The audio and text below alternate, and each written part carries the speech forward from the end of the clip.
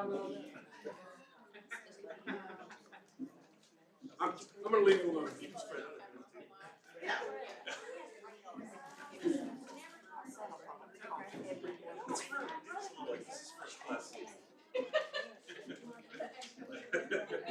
We're not really first class people. We've been called worse. Same day by same people.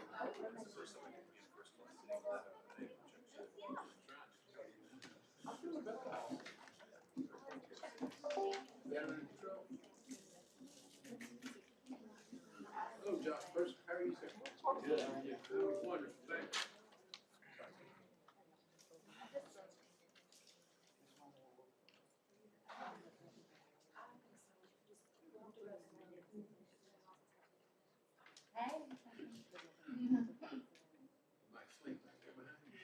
Welcome, everybody.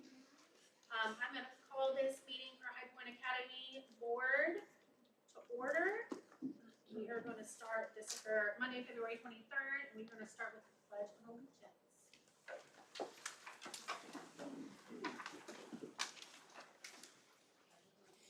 To the flag of the United States of America, and to the republic for which it stands, one nation, under God, indivisible, with liberty and justice for all.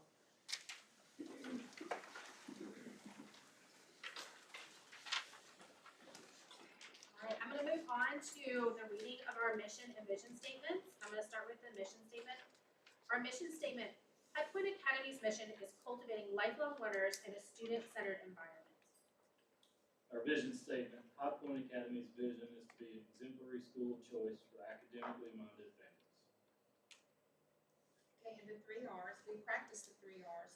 Rights, the right to a quality education, the right to a safe environment, and the right to reach my potential. Respect, I will respect my classmates, I will respect my teachers, I will respect myself. Responsibility, I'm responsible for my education, I'm responsible for my actions, I'm responsible for my opportunities. Sure. Let's pray.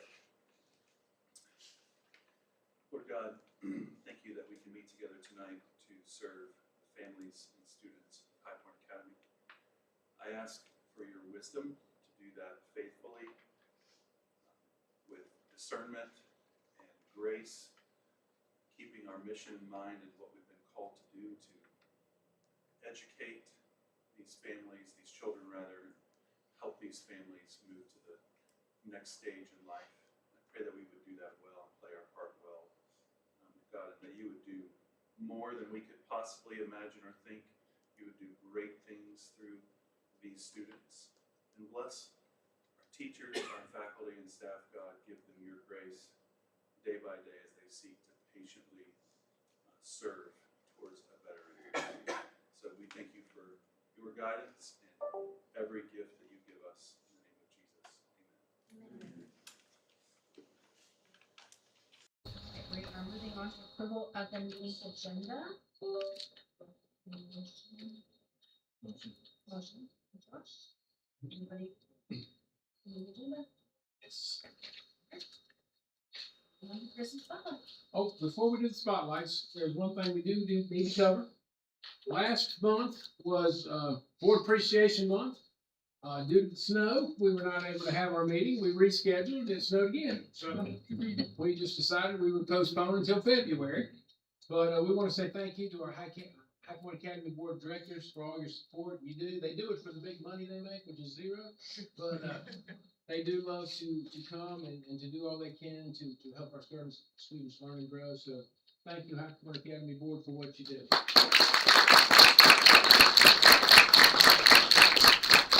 All right, moving on, spotlights. Ms. Buster, you're up. Okay. I'm very excited tonight. We are presenting 4 students from elementary. These are students in 4th and 5th grades who have had the top map scores from our winter map in December for reading and math. And all of these are 4th and 5th grade students, but they have scored in probably only 8th grade and above on their score. So we are super proud of them. The first one I want to recognize is for the top 4th grade ELA math score is Elena Mills. Come on, Elena.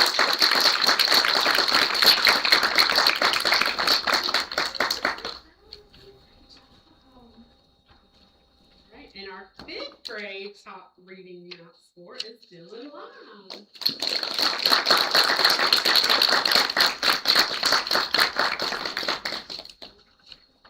Okay, for math, our highest in 5th grade is Braxton Mitchell.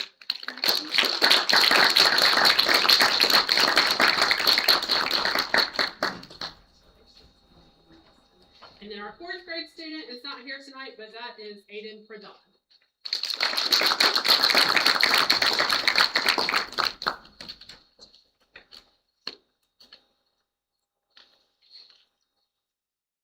So in middle school, one of the things that we were super proud of is that we had the opportunity to nominate students to the Maxwell Leadership Group. This is the first cohort that they've had of this, so it was a huge application, and Ms. Ayers, my assistant principal, and I had big conversations about it. I talked to Ms. Fiesel, who's our guidance counselor, and anybody that's familiar with the Maxwell Leadership Program. It's not just whether the kiddo is a good student. It's about the integrity and the service that the student provides for other people and how they are inclusive. And so we at High Point, I'm not going to say that we didn't struggle trying to determine who these children were, but we were able to pick 2 kiddos, a boy and a girl, that sufficiently fill the role. And I'm excited to say, come up here, Leighton. Leighton Doe is our girl.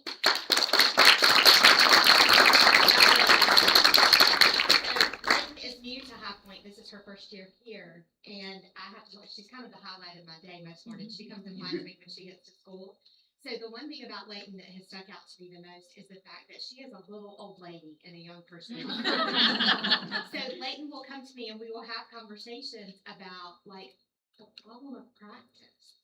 What 7th grader knows what a We also have conversations about other students and how she can help other students. We had a student that lost their father back earlier in the school year, and Leighton and her mom met that family at the airport with them before they had to fly out to go and take care of the dad. And so Leighton does things that nobody else sees or recognizes, but she's there. And she is probably one of the most reliable students that we have in our building. So thank you, Leighton.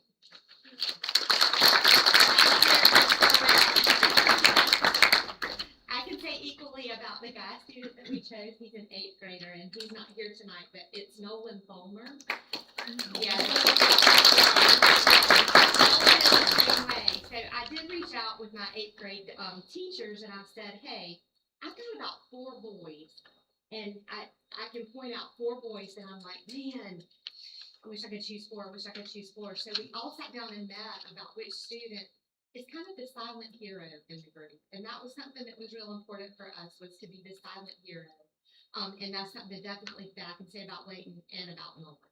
So thank you.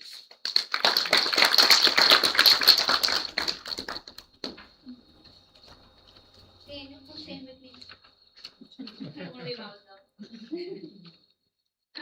Daniel competed for the South Carolina Music Educators Association All-Star Guitarist and scored 99 out of 100 possible points, ranking him in top 3 for South Carolina high school guitarists.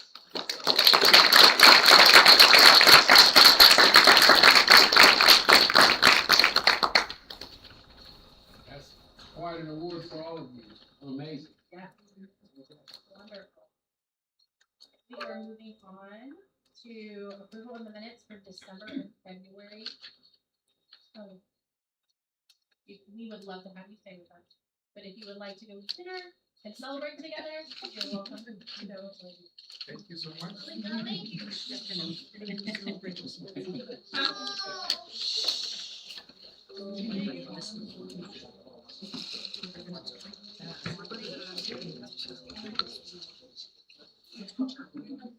Bye, Elena. Love the flowers. Hey, good job, Brian. See you in the morning. Again. Good job, Jen.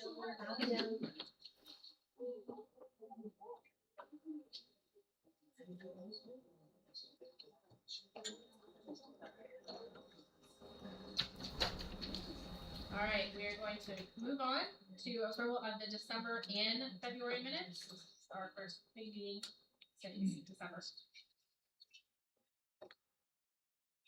Motion? I'll second the motion. I have a amendment. Me too. Okay, Matt, you, No, you okay, on the, wait a minute, I'm taking minutes in, so the whole motion is,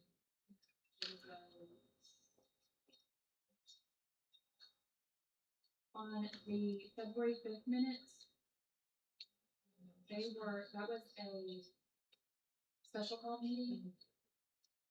And the votes throughout, we had 7. Well, Kyle no longer on the board, the total number of votes equal 8.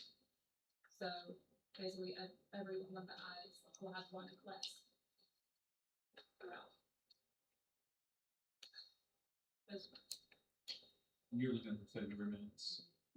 Roman numeral 3, I think should say board business, not business board.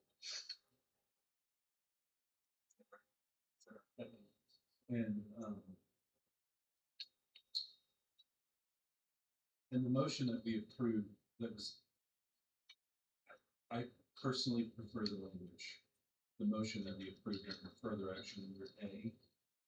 Teresa Rollins requested motion to accept the audit proposal. I prefer it to add the language as presented in the executive session. I think it's just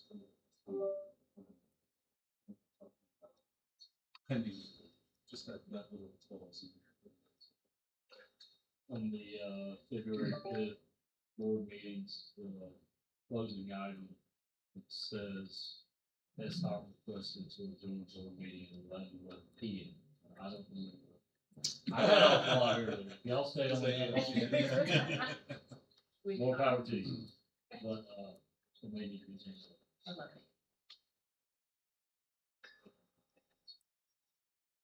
And that last sentence, little, I think you're missing that article, the board voted, the motion passed.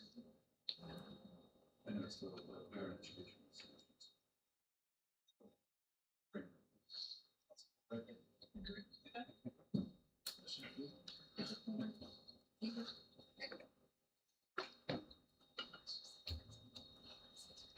So the motion is for the December 1 minutes and the February amended minutes, correct?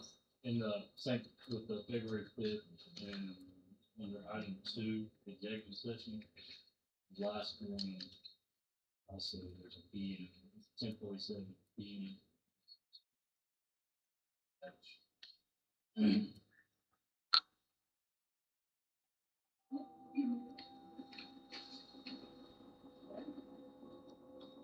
Everybody go to December and the amended February minutes. All in favor?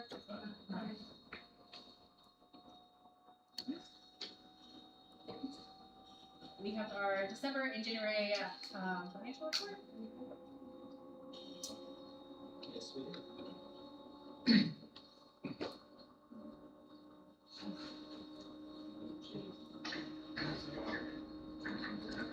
Yes, I'm gonna move you closer to them. So that you know. Two computers, so Chance is here, he will talk to you. Great. And then we'll have that up there. All right, everyone, I'm going to share my screen here. We will go over our January 2026 figures. Couple of things before that. One is, the school had their annual bond investor call, February 10th, 2026. That went really well. And again, based on the audit, went over a few of the financial information we went over with the investors to report that the school met and exceeded their debt service coverage ratio for the fiscal 2025 audit year, and also exceeded the dates cash on hand. So it's a good solid year, and it was also a great call with our investors on February 10th. Chance, were there any investors on the call? This is Matt. I'm sorry, what? This is Matt. Are there any Are there any investors actually on the call? so great.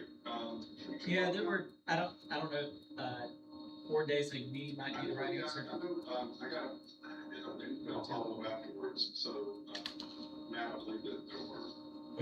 And I guess they did not ask any questions during the call?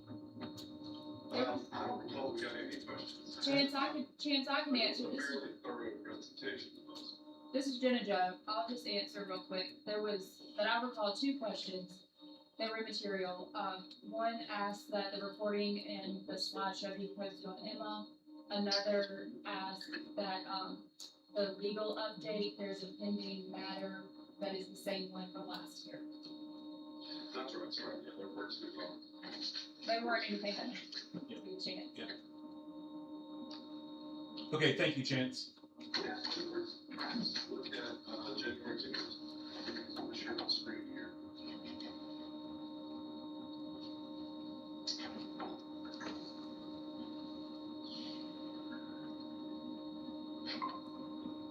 Okay, you all see my screen? Hey, can we not put it up there?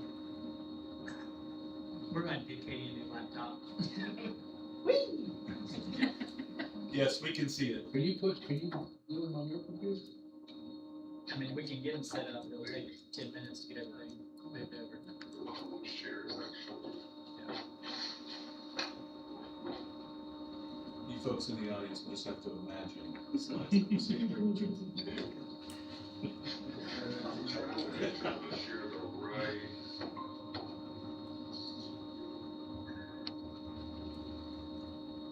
Okay, you all see my screen now? Showing your presentation view. Can you- Okay. Can you all see it? Yes. Okay. So, this is our January 2026 financial presentation. And, similar to prior months, what we're gonna do is we'll go over a financial snapshot. Takes Our our cash and cash equivalents. We'll talk a little bit about enrollment and voting update. We'll talk about, where we think the debt service coverage ratio, days cash on hand covenants may land, the key takeaways, and then, of course, at the end, any Q&A. So January 2026, had fairly significant additional revenue. So, and one of the things we talk about, fairly often, or at least like to kind of throw in there every other 4 week is an example and, make sure that there's an understanding of how the funding works. So on our, so July and August get funded off our prior 135 day count at the updated revenue per week. Unit. September through December are based on our 5-day count, and then January through April will be based on our 45 day. So the school had a very strong 45-day count, and based on the revenue per weighted unit that we saw at the 45-day count and with the average daily membership, the revenue was fairly substantially higher in January than we saw in December. Revenue less our expenditures generated a net surplus in January of $122,750. Our cash and cash equivalents, operating cash very near $1.6 million, which is very strong, about the highest we've seen it this year, this fiscal year. Money market account is slightly over $250,000, and the investment account is $3,867,000, for a total cash and cash equivalents amount of slightly above $5.7 billion. So the February 23, 2026 today enrollment will 6. Our 135-day count is going to do something again. Our May and June funding amounts per month will be based off of our 135-day count multiplied by the finalized revenue per weighted unit. And that's what we're going to talk about on the right side here. So we're anticipating still above 1250 plus enrollment in fiscal 26, which we will see our budget enrollment. Base dollars per weighted unit. So the revenue per weighted unit 45-day count is $4,364. Now we've budgeted based on 4,300, so that looks amazing. However, the 4,364 most likely is not going to hold this year. So we're anticipating and projecting the final revenue per weighted unit number to be about 4,320. What does that mean for the school? It means that, you know, we budgeted conservatively at 4,300. Enrollment's gonna be higher than the original budget for, and the revenue per weighted community is gonna be higher than the original budget. So both solid figures for projecting the end of fiscal 26. Our debt service coverage ratio, I'll put on here that we, similar to last month, we're on pace to exceed 1.25 budgeted. I would estimate that enrollment does hold above the 1250, and if we can see that the revenue per weighted community doesn't go any lower than the 43, we may still be in the 1.35 or 1.4, which is very solid for this fiscal year. Our unrestricted cash as of January 31st, again, was a little over $5.7 million. One adjustment that I made, kind of looking at where I think the numbers are going to, because we're really kind of estimating where the end of the fiscal year numbers are going to get you, to get a solid days cash payment estimate. I bumped this from 43,000 to 46,000. So again, the way that's calculated is you take your total expenditures for the school at the end of the fiscal year, the total early audit, and we'll get to back out of that capital outlay and the principal portion of our debt. Whatever that number is, you divide that by 365, and that's your daily cash burn.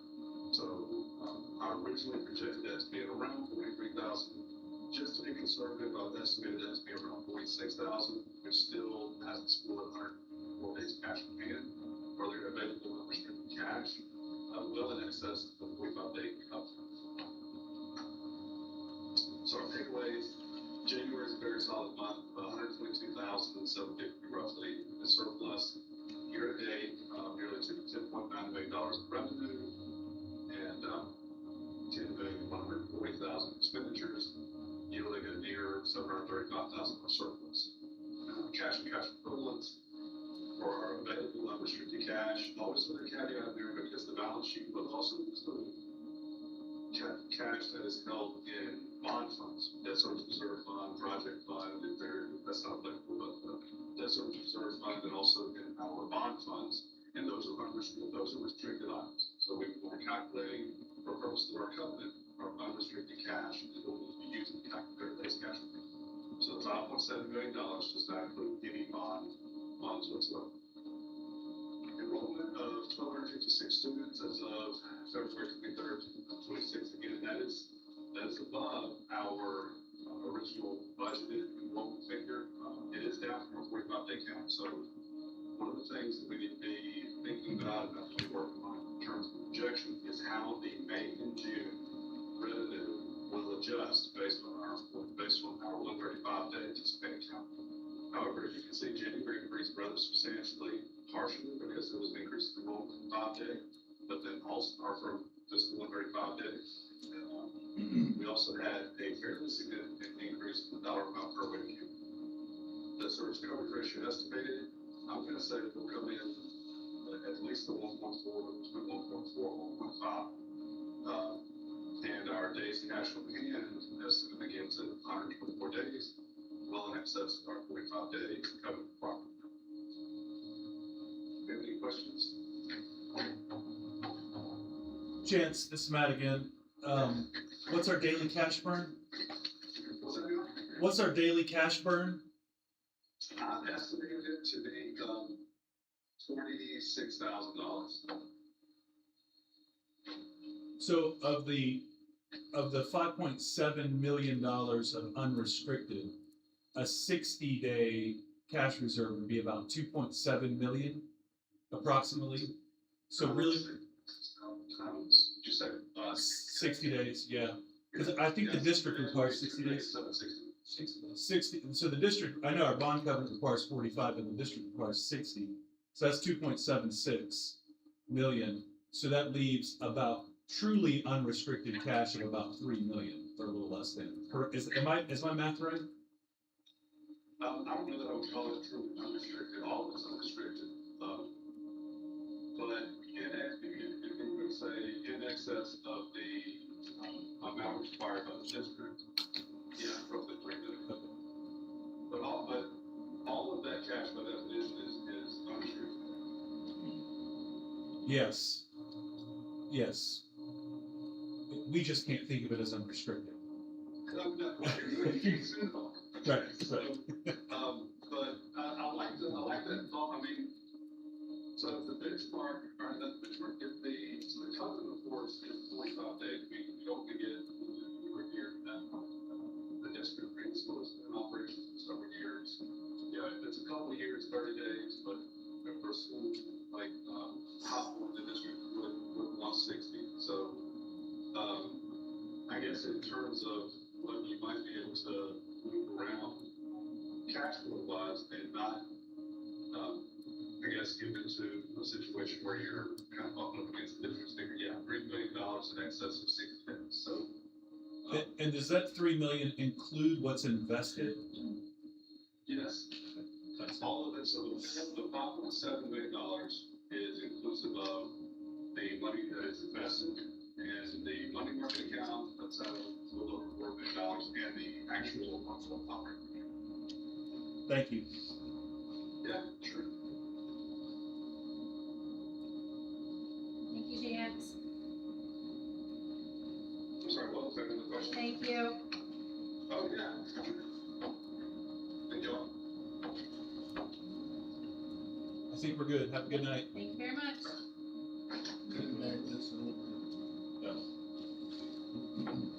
Moving on to the school district.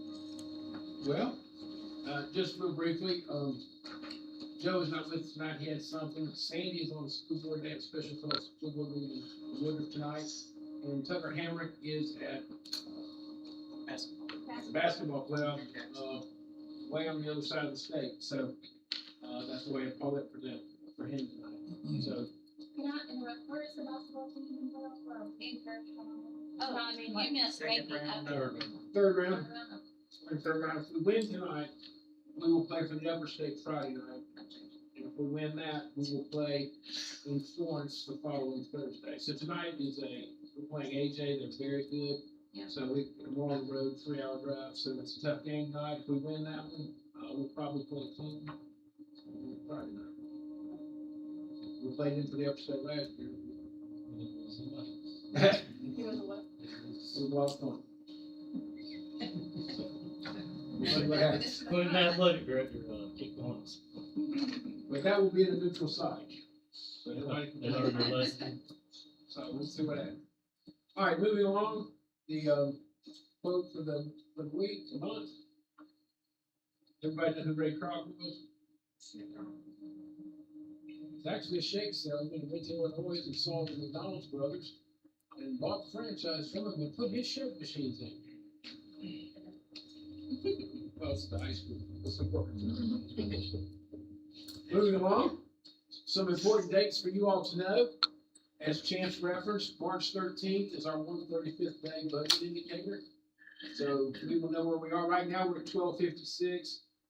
If I had to guess what our 135 day will be in, if we don't lose any more kids, I'm going to guess 164. Ray, what do you think? 135? Yeah. Yeah, I think it'll go 1275-ish. I think between 1265 and 1275 is where we're going to end up on our 135, because it's an average daily membership. Yeah. So it'll be greater than 1256, at least 10 greater, maybe more. So I think making that 1.5 is probably going to happen for us on our budget this year. Steven Stories Night, March 26th. That's a Thursday night. The board meeting is on the 23rd. Every day in March is just like February this year. So the 23rd will be our next board meeting, and then that'll be a Monday night, and that following Thursday night, we will have the Steven Stories.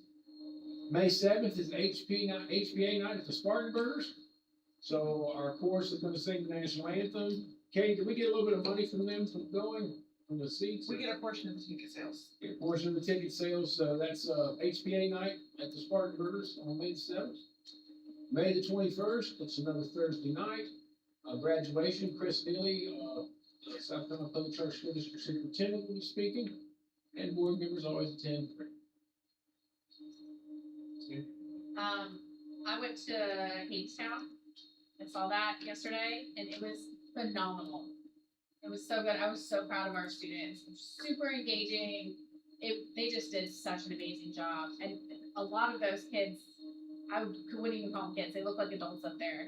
Just like confidence and able to project their voices really well. It was just wonderful. Yes, the play, I was gonna say something later, but thank you for bringing it up. Our play was probably, we had professors from Converse here who said that they wish their plays looked that good.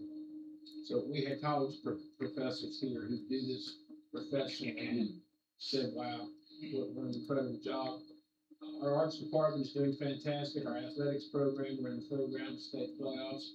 And in a little bit, my principals are going to share with you, you all have been asking me about some math scores, so we're going to share with you what we've been doing to meet that need as well. So for next year, currently this year we have 1256 enrollment for next school year. We have 994 fully registered returning students.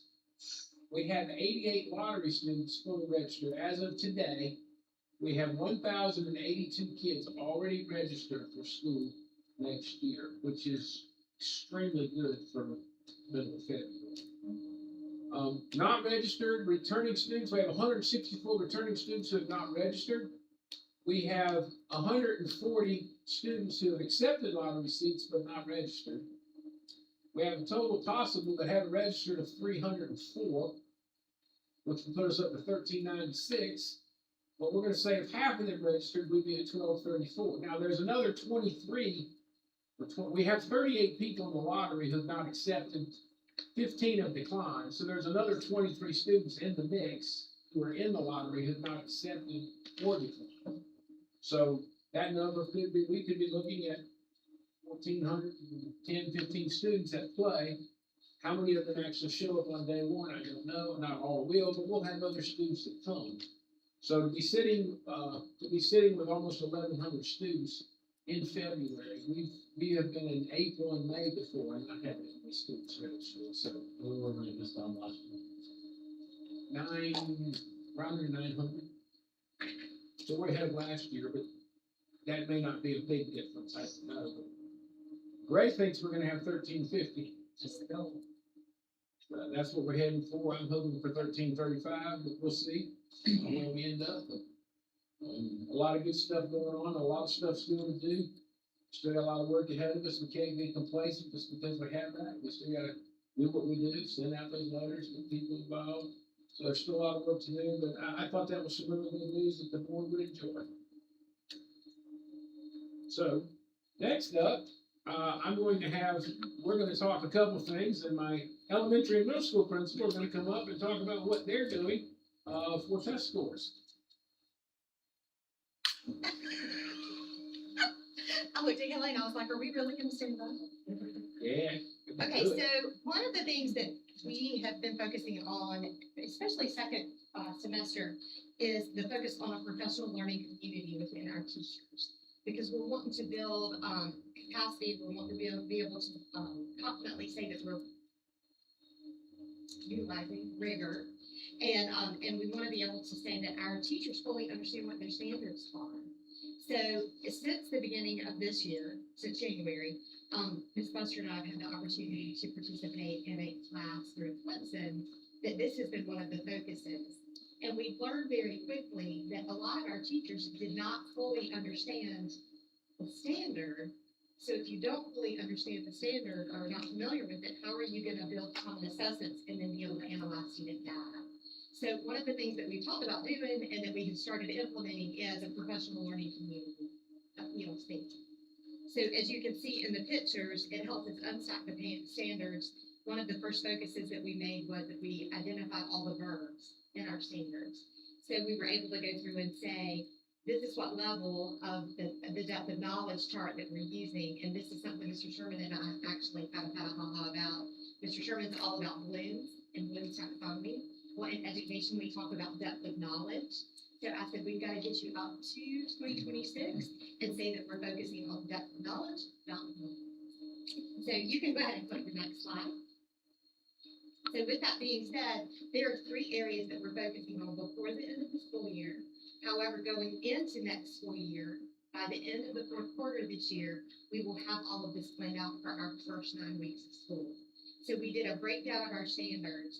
And one of the things that we did, Greg, can you click on where it says link in the right column or in the right corner?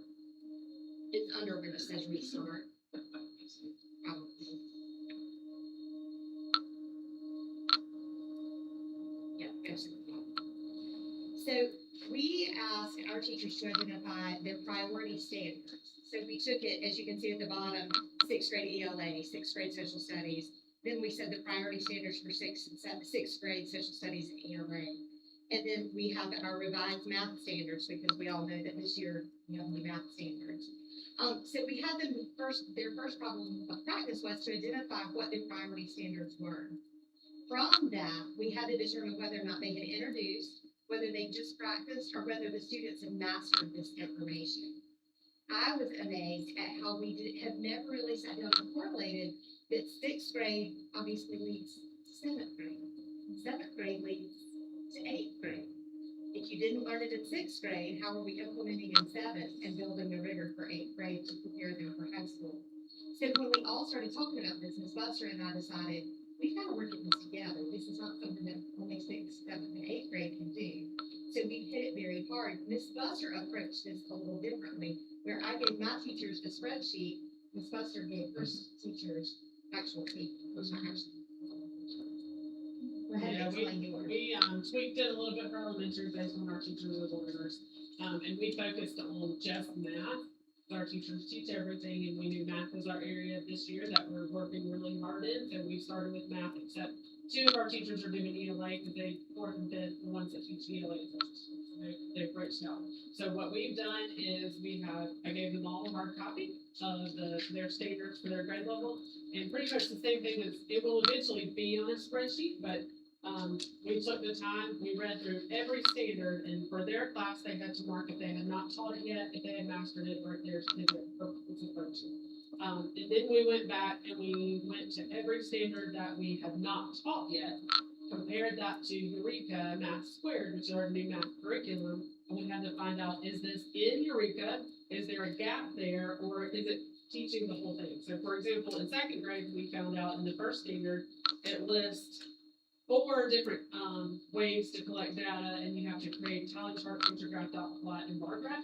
Well, Eureka does everything, but they never mention anything about dot plots. So the standard is not fully taught in the curriculum that we have. So we're discovering that, and it's early enough. So our next step was, of all the things that were not addressed, are they going to be addressed in the next 2 modules? Because everybody has really got 2 modules left. And if not, how are we going to supplement, and where are we going to fit that into our list? We have time to finish that for the year. Lots of aha moments. Lots of, oh, wow, this is what it says. This is what's missing. This is what we're doing. And, it's been great collegial conversations that are happening. It's been hard. I've had to make myself be like, okay, this is what we're doing. Now I'm stepping back. It's your turn to talk and to hear the conversations that our teachers are having. They've come a long way, and it's very inspiring to hear them talk among each other and then decide, oh, we are teaching this. Oh, no, my kids need to do a little bit better than this. What are we going to do to fit this in? What are we going to change? So that's where we are in our process. Then we will put it in the checklist. This week is when we're going back through and determine priorities. We wanted to map out the rest of the year first. And so now we're going to go back, choose the priorities, and start from there, unpack more of the standards, and be ready for the one at the beginning of the year. And start. Yeah, we do tend to touch on why it takes so long to get to the amount of trust you have to build with your teachers to have these conversations. Can you talk about that? It does. This is not what I have reminded my teachers. This is not a fast process. We are slowing down. We are turning the ship so that we can do things well and have good conversations with that. It takes time to build trust. They have seen lots of data between last year and this year, so they know where we're coming from. We put a lot of emphasis, and we all heard in elementary letters, training, all of that. So this has been new for the math part. So to get to this point of the year where they feel comfortable talking about the standards, we did have to have a level of, hey, we can do this. I'm empowering you to do this because this is your classroom, and this is where we're moving. And the one thing that we have also learned as administrators is that a lot of our teachers are teaching to the curriculum. You know, curriculum is really written across the United States. It's not specifically just written for South Carolina. So we've had to do the deep dive of, yes, this curriculum is great and wonderful, it brings a lot of great things to the table, but it's not addressing every one of our standards. So we're having to go back in and eliminate, okay, this is where we have gaps, this is where we see the changes, and then we're having to focus on how are we gonna have these kids ready when it's time to teach South Carolina ready, if we've not addressed it in the curriculum. So we're working on that framework with the teachers of, we've gotta change our way of thinking. And it's something that Buster and I both want to be very vulnerable with, in the fact that, you know, one of our focus areas has been GT students. I was a special ed teacher. I did not teach GT students. They still. So whenever I go into a classroom with a group of GT students, I feel very intimidated that I have had to start looking at it from, I'm the expert with this. I'm the one that's doing all of the research to try to be able to meet what they need and develop that rigor. Whereas Buster was used to working with GT kids. And so it's almost like we've reversed roles in that she's had to become more comfortable on the special ed spectrum, and I've had to become more comfortable on the GT spectrum. So expressing that vulnerability with our teachers, it has allowed them to see, no, they're not trying to know everything. They're trying to learn as much as they can. And so with that, we kind of already planned out what we're going to do for the remainder of the year to be able to go slow to finish that. And that's one thing that Kelly P in our center class has been saying, we go slow and we have to finish fast. And so with that, we've broken down the standards. Our next thing is the common assessment piece of it. One of the things that middle school has done is we purchased Mastery Connect, and we've been kind of dipping our toes in it. But next year we have rigid guidelines that we're going to follow so that we can say, with Mastery Connect, all of my ELA teachers are doing these benchmarks, not just math. We're not just preparing for South Carolina Ready. We're making sure that we are hitting each one of those standards. And then the very last part of it is the cross-curricular planning. And the one thing that I went to Mr. Sherman about that I was so excited is that we met, and then Greg laughed at me because on one of our snow days, I actually had a Google meeting with all of my teachers. We met for about 2 hours. And I did breakout groups where my English and social studies teachers worked together and science and math teachers worked together. And with that cross-curricular planning, my 8th grade teachers came back to me and they're talking about Nazi Germany. So in social studies, they were going to read the diary of Anne Frank. Well, they've implemented that now also into the English curriculum. So they're doing it cross-curricular, but not just that. They're doing some of the same common assignments. Social studies is grading for the social studies portion of it, and ELA is grading for the English portion of it. So we created this little team of people that would traditionally have always had to work directly together, and we're seeing such growth. Elementary has that benefit because they all teach the same thing. Where in middle school, it's been very hard because we are a small pocket of a middle school with each grade level only having one English teacher and one science teacher, one social studies teacher, to be able to partner them with people that are going to be teaching the same things. So through this, we've already seen so much growth among our staff. And I feel like that we've been doing it for longer than just a few months. Because even the teachers are excited, and I've had several teachers come back to me and say, okay, the next one, can we do this? Can we go over this? I look right down, I've determined this. And I didn't realize that in 3rd grade, they learned the basis of this, but by 6th grade, why are they forgetting it? And I'm like, they're not. You've got to cultivate that memory in them to be able to go on to the next thing. So this is how elementary and middle are collaborating and growing together. And I can't wait to see this time next year what we're explaining to you about how we cultivated it and kind of kept the wheel turning and then we got tired of it. Our middle school teachers decided they didn't want it to be called a traditional ELC. So we named it Grizzly Grit for Growth, Results, Instruction, and Teamwork. It's so funny because usually elementary school teachers are the ones that come up with those bougie things. But middle school beat them to the punch and was like, we are not going to just be a PLC. We're going to be grit. So take it and come. And I'm really pleased. This is a whole, and Debbie, you know, as kids work with you or principal in elementary for a long time. This is a whole new level. We get a bump in scores from aligning our curriculum and we align our curriculum. Our bump in scores now is going to come from really good teaching and really tearing apart the standards. And our teachers our principals are leading, but our teachers want to. We're at that point in their growth where they want to do it, and this is exciting. This is gonna put us in a whole new realm in the next year or two. How will this kind of work with new teachers coming in, or teachers moving grades? Is it, I guess, because you're working together, it's Collaboration. One of the things that Professor and I talked about is that we do have a couple of teachers next year that are probably gonna go to either a different grade level or, like in middle school, I have a couple of teachers that I've talked to about the potential of teaching an ELA and social studies type class. And so I think that it is gonna prepare them even better because they're gonna be more aware of what the standards are across the grade level and that they're not just backed into their one little pocket of, the seventh grade math teacher and that's all I'm gonna do. For elementary, this is gonna set us up for really strong basic math.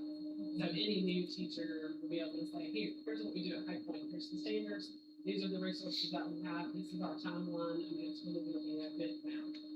And that is something we, one semester with elementary also, because you have multiple teachers teaching the same thing.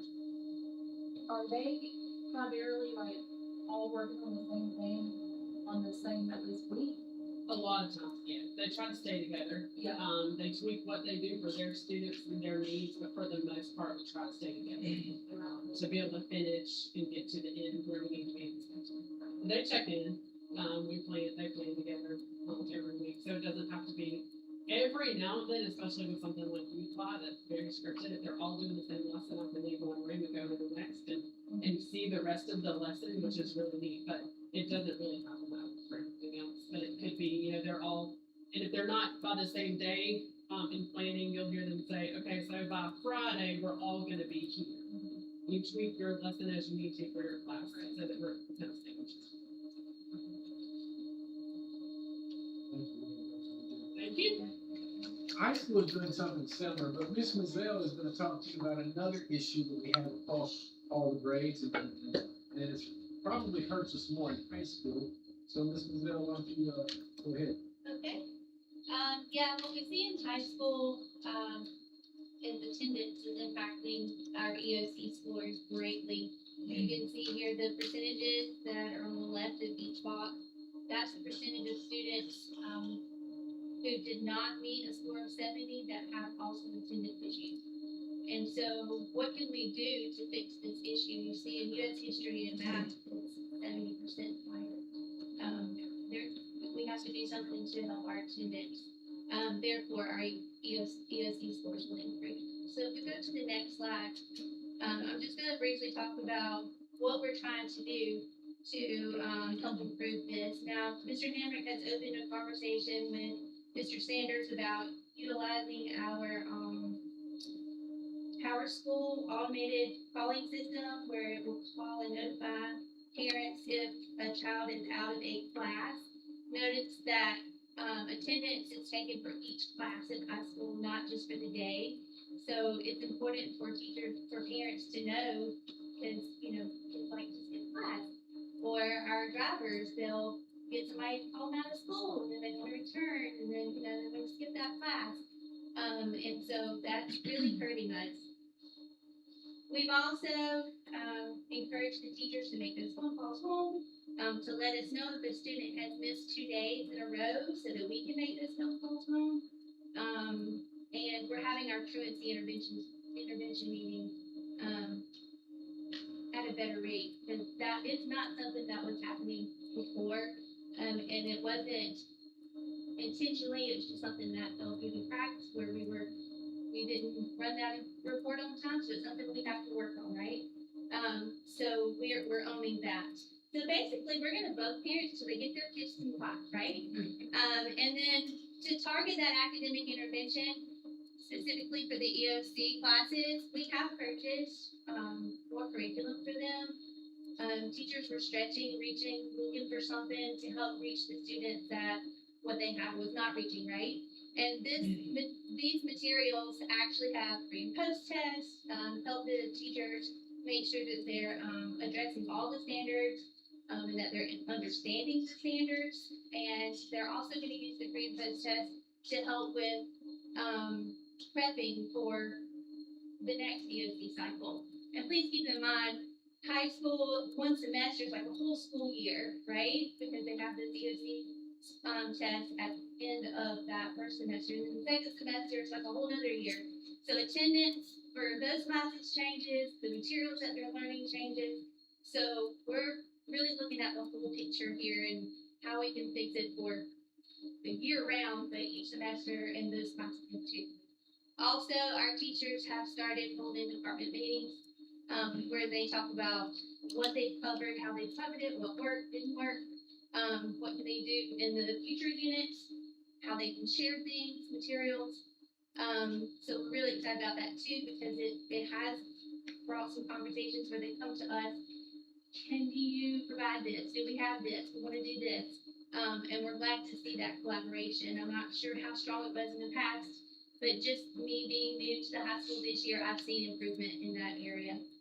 I did not know until I was trying to write some of this stuff up for you guys that 40% of our school report card comes from DOC scores.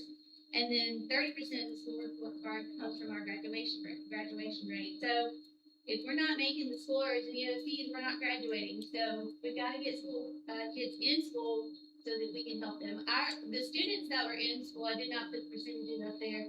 The ones that are here and they're not truant, they're passing.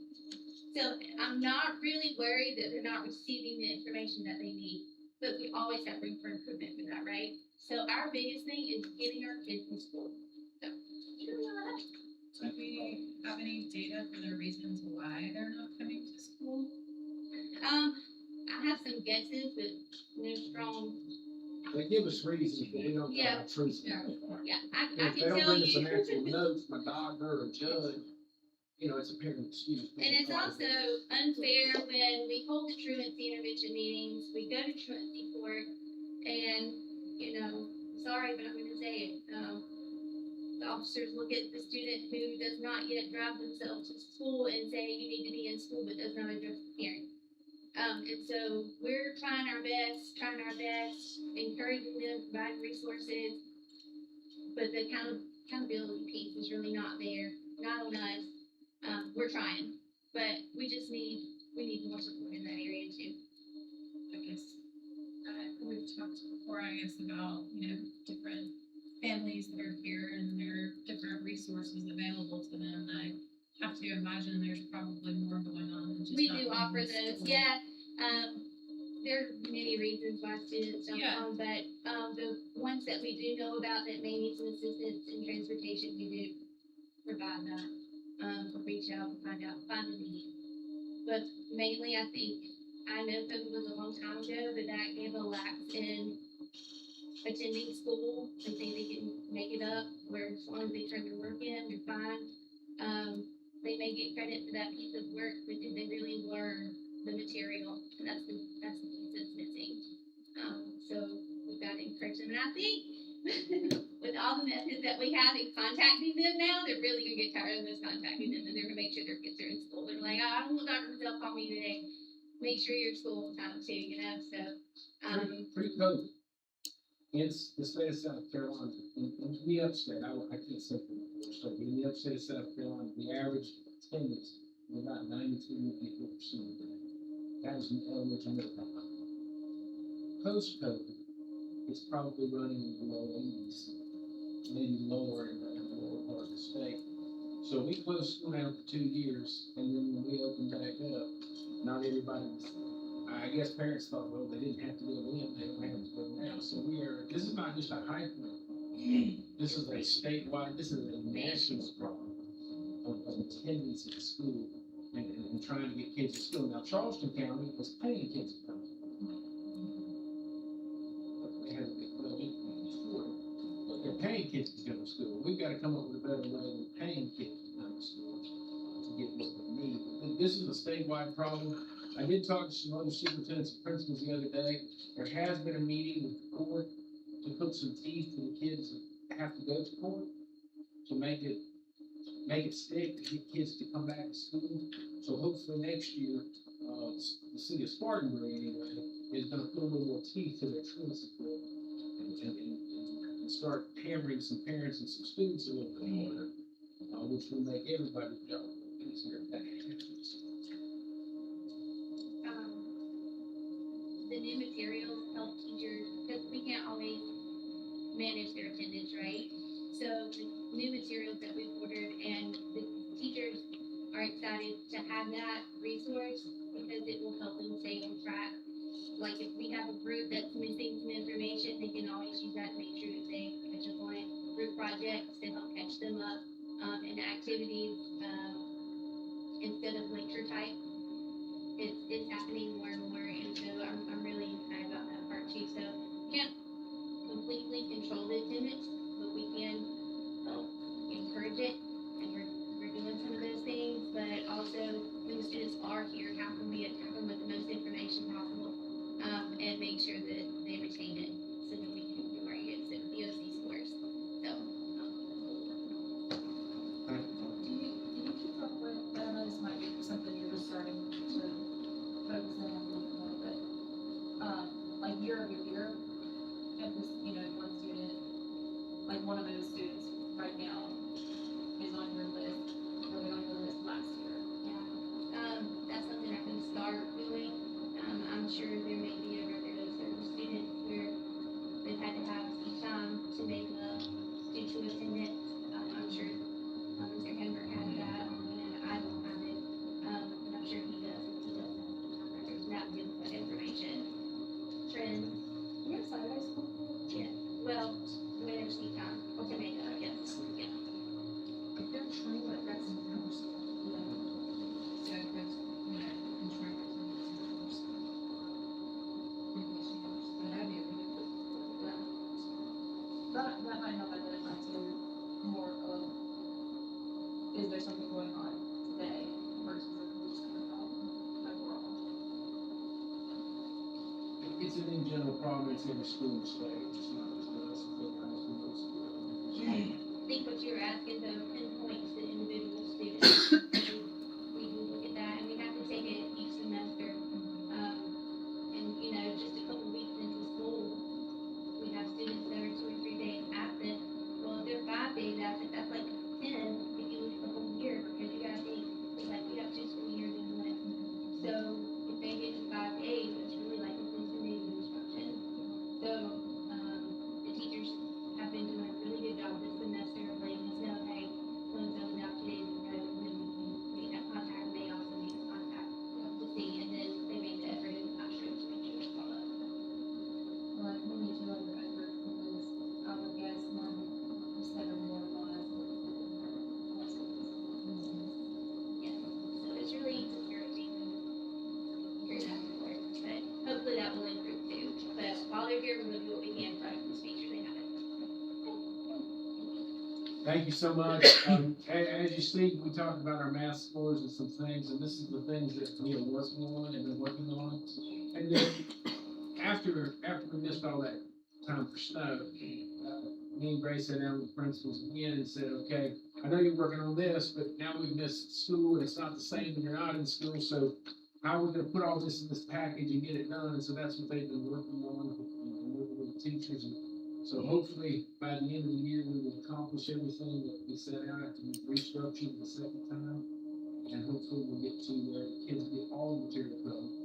And then we pray they do well when they take those tests. And Sarah, that concludes my review. Alright, we have, the MBK Club of the Year, no, They're not here, however, I will say that our MBK organization did win the Club of the Year. We had made arrangements for the head of MBK to come and actually present them, it looks like a wrestling belt, presented to them at the last board meeting, but because of all the weather, it was not there. so, Wrestling. moving on to the 26-27 school calendar. Everybody got the revised calendar, this is really bad. Everybody got the revised calendar. Do you have a motion to accept the revised calendar?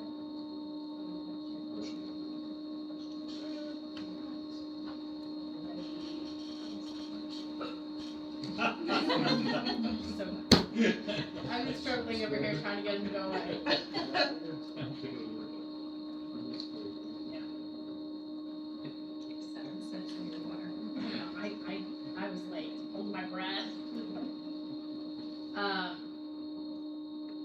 in favor?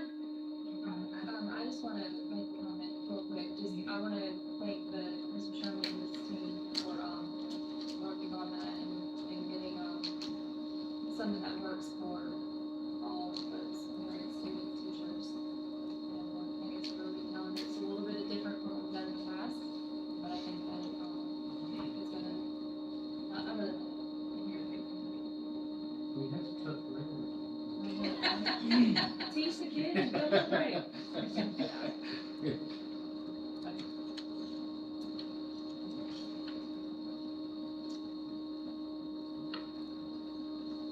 Right, on to policy update, the policy committee met, and we need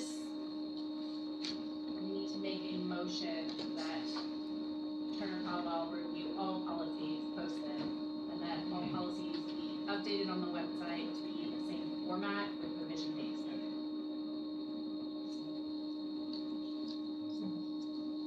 So what does the board need to approve? That we asked them to do. As per your- Turner Caldwell and then Joe seconded them all, so. That requires a board motion. There were several that hadn't been reviewed, and so I think Sarah just wanted to have, Have they already been put in that format, or is that something we have to do? I think they're just all in different formats. I think we're gonna put them all in the same format. Are you gonna give us an idea what kind of format, or? how we- Yeah, sure, yeah. Okay, that would help, so I Yeah, have something, cause I don't have any it'll idea. be what to do. we'll pick one and go with it and make them all. Pick me a format and we'll finish. And then something has to be reviewed, it's gonna be edited. Yes, Individually. yes. Gotcha. Just send me a format and I'll get it. Yep. I'll second that motion. Alright, revision. All in favor? Moving on to public comment. Yes, we do have, one request from Mr. Kaufman. Token public. Julie Russell.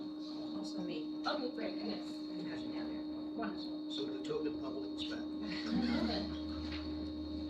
Want to go first? Okay. I have a couple of just miscellaneous questions. What is EOC? And, In the forest. of course, okay, that's what I was thinking about. And also you were talking about transportation issues. I know my son, because he's a single dad and he works nights, he's a trucker, so sometimes it's really hard. If there was some way to have carpools or a place that he could go and find people that live in that area where he lives to contact. I know that's kind of a big issue, but he had to change his route so that he could make sure he got the kids to school on time. He was coming off of nights and he never knew what time he was going to get home in the morning. So if he had somebody that he could have the kids pick up in the morning, that would be helpful. So I don't know how workable that is with, buses and people all over, the students coming from all over. The other thing I wanted to talk about, two other things, if I could do it real quick. There is a group out there that I read the emails from, and it's Moms for Freedom, Moms for Liberty, and they have mentioned in their last newsletter that there's a competition to design bookmarks for America 250 this year. So I have some information. I don't know who might like to look at that.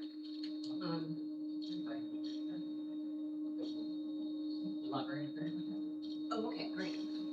And then also there was some information here that they had about AI. I know we kind of talked about that before, and it gives you some guidelines. I've got some copies made, AI education guardrails about parental controls and consent, safeguards, student data protection, rigorous safety standards, transparency, prohibition on AI for SEL, social emotional learning, and mental health issues, accountability and consequences that I thought might be helpful to work right.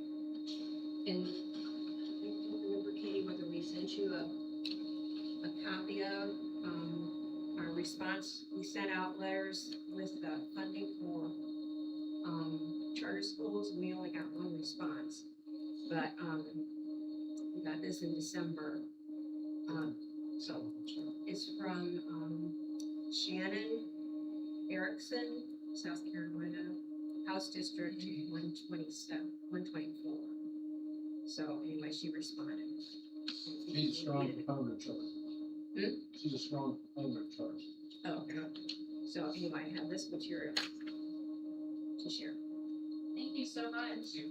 Thank you very much. Can I talk now? I don't know who's to say yes, but you were first. Yeah. First me. I hadn't planned to say anything, but I was listening to all of the stuff that the grit folks do. And my first thought was, grit's a good name, because when someone talks about PLCs, do you know what those are? They're process logic controllers. In another setting. So, but the other thing that impressed me was you made a comment about building trust with your teachers. And I immediately reflected back on a friend of ours who taught in a couple of public schools and in a charter school. And she talked about how adversarial the teachers' relationships were with the principals, and with each other, to the point where it wound up on several occasions reducing her to tears. And I am so pleased to see something that is 180 degrees out from that with what you two ladies are doing. I was listening to, I'm not Tucker. you don't look like a Tucker. No. About high school, and it made me think about something. I read an article a while back, and I'm sorry I did not keep it. But I'm going to ask a series of questions which violates the rules, and you're not supposed to answer the questions. But I think they're germane to try to present the point that I want. The thing that kids, as they get older, really respond to is a sense of excellence, which is something we have lost in our culture. And this article is arguing that we needed more male teachers in high schools. And he laid out a bunch of psychology for this, because female teachers, I have to be careful as I say this because I don't want anyone to take it wrong. They tend to be more nurturing and more mothering, which is good for grade school, or for elementary school and middle school.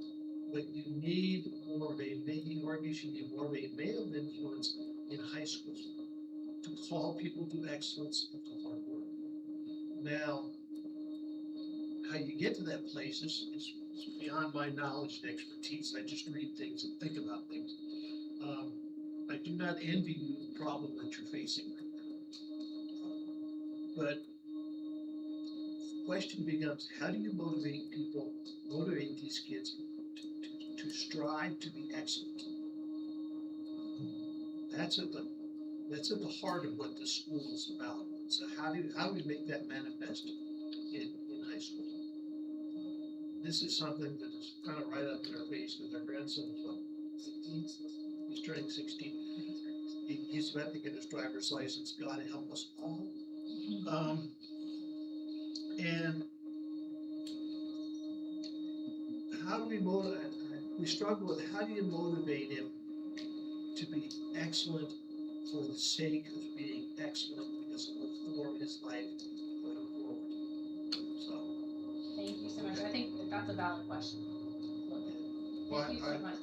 I have no answers. So. Okay. Thank you so I've much. run out of stuff to say. Okay.